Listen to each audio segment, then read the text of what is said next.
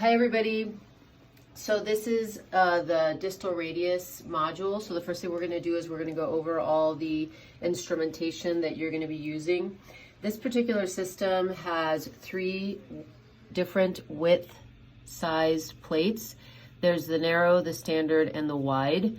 The majority of the time I either use a standard size or a wide size plate, and it really depends on the size of the bone that you're dealing with. You have the screwdriver for the 2/0 screws, which is this one, and then the screwdriver for the 3/5 screws, which are going to be the shaft screws. So this screwdriver is for the distal screws, and this screwdriver is for the shaft screws. You have K-wires, which I'll show you how you're going to use those, and then you have your depth gauge. You have 2 different size drill bits. You have the 2/0 drill bit, which is for your distal drilling, and then you have your 2/5 drill bit, which is for your shaft drilling. The first thing you want to do is pick out the plate that you want. You have a specimen that has been partially cut, so there has been a partial osteotomy, and you can just go ahead and break that to give yourself a distal radius fracture that is unstable. So the next step here is to palpate the volar aspect of this sawbone, and even in these sawbones you can feel a prominence on the ulnar side. This is the volar rim of the lunate facet. Again, it's a bony prominence on the distal radius on the ulnar side. Exposure of these fractures should be the extended FCR approach. That's what I use every single time. It gives you a really good visualization of the distal radius so that you can get these people back together again anatomically, which is key. So the next thing is to use that volar rim of the lunate facet, which is that bump right there, and you want to place your plate right at that margin, which denotes your watershed line. The watershed line is as distal as you want to go before you hit a spot that might cause flexor tendon problems. So that is the most distal extent with respect to plate placement before you end up with trouble with flexor tendon irritation. These cadavers tend to be standard width in size, so I've chosen a standard width. These sawbones tend to be standard width size, and so here I've chosen a standard width plate for the exercise. And it looks like that's going to be just fine. You do have 2 different colors of plates, which denotes the left, which is lime colored, and the right, which is rose colored. All of your sawbones are going to be left, and so the plate that you want is green or lime colored. And again, go through the exercise of picking out the correct width plate. So the next thing we'll do is drill the oblong hole while maintaining the reduction of the distal radius fracture.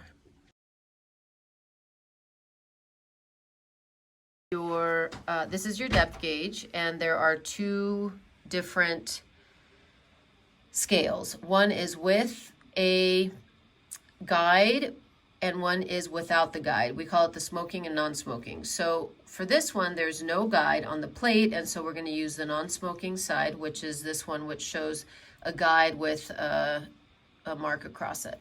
So then we measure our depth. We hook that posterior cortex.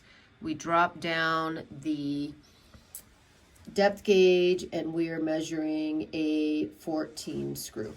So the next thing you want to do is get your 14 screw from your caddy.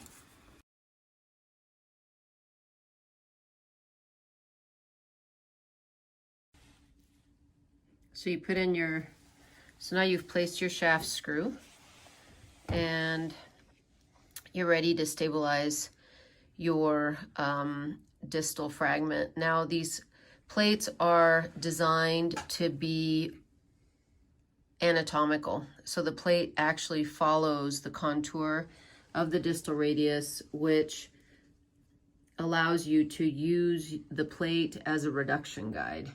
And so your radial head and ulnar head of the plate here actually follow the contour of the distal radius, and you can reduce the fracture to the plate after you stabilize it to the shaft. So the next thing we'll do is place K-wires in the proximal ulnar hole, which will give you an idea of where your plate is proximal distal. And in the radial styloid hole, you can see the gold guides have been placed, which will give you an idea of where you are radial ulnar with respect to plate placement. This is the lunate facet fragment and your radial styloid K-wire, which stabilizes your scaphoid facet fragment. Distal radius fractures happen pretty consistently where you have an articular split that is in the sagittal plane across the scaphoid and lunate fossa, and then you have a coronal plane fracture through the lunate fossa.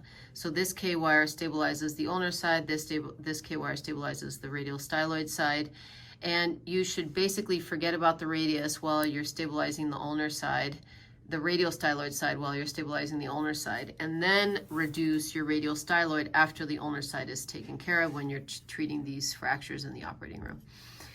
So the next step is now basically drill and fill. So you get an x-ray, make sure you like it on the radial ulnar direction, you like it on the proximal distal direction, and then you drill and fill. The screw will follow the path of least resistance, which is the drill hole that you've created.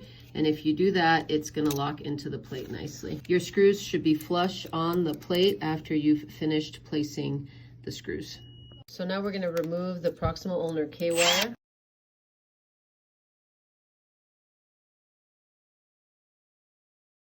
Then we're going to remove the gold guide and then drill the next hole. So this is the gold guide. We're going to tighten first, then loosen. This system has preferential torque between the gold guide and the green guide. It takes less torque to remove the gold guide than it does to remove the green guide.